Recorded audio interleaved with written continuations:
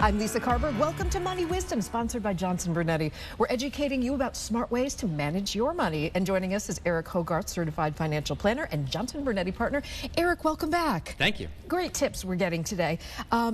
Important documents we need in retirement. Let's talk about that. These are key. Number one, a will. Tell me about that. Well, 50% of retirees don't have a will. Wow. These are not fun conversations, but they're important conversations. And you hear the jokes, well, I didn't save this money to make our kids rich. I'm going to spend it all. I hope you do. But as much as we hope best case scenario, you have to plan, prepare worst case scenario, because if you die without a will, you've given up the right to determine where that money's going to go. And why would you? Right, So you need a will. Okay, number two, power of attorney.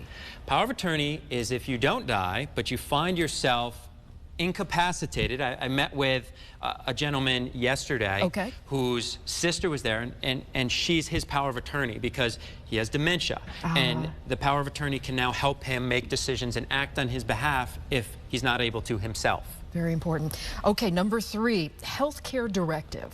Specific to your health. Again, you're allowing someone to make those decisions for you, and you don't know when you are going to need someone to do that for you. So that's why you set it up before. Like, I've set that stuff up because you don't know when you will need it. Great idea. Okay, and finally, information document. We should have an information document with 3 key things on it. Let's talk about that. So, final wishes.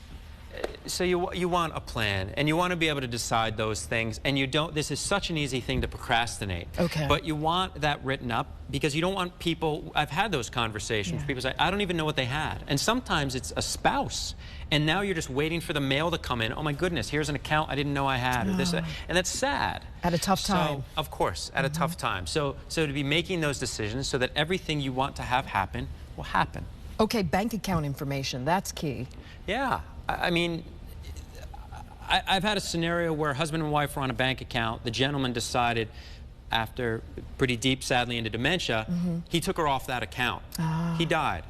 She had a horrible time accessing this money. They'd been married over 50 years, gone to the same bank. She can't get the money. So make sure that all those accounts are in order. And finally, passwords.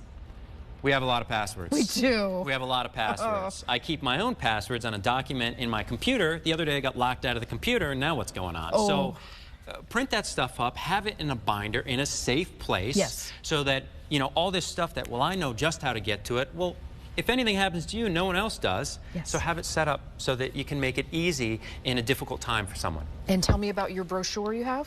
So we have an estate planning checklist. So again, this is an easy one to procrastinate and hesitant to have these conversations. And do I need a trust? And is it going to cost me all this money? Not necessarily, but it can't hurt to have the conversation. Information and knowledge is not going to hurt you. So you have a better understanding of what should I be thinking about doing. Excellent. Eric Hogarth, Johnson Brunetti, thank you very much. To learn more, go to moneywisdomtv.com.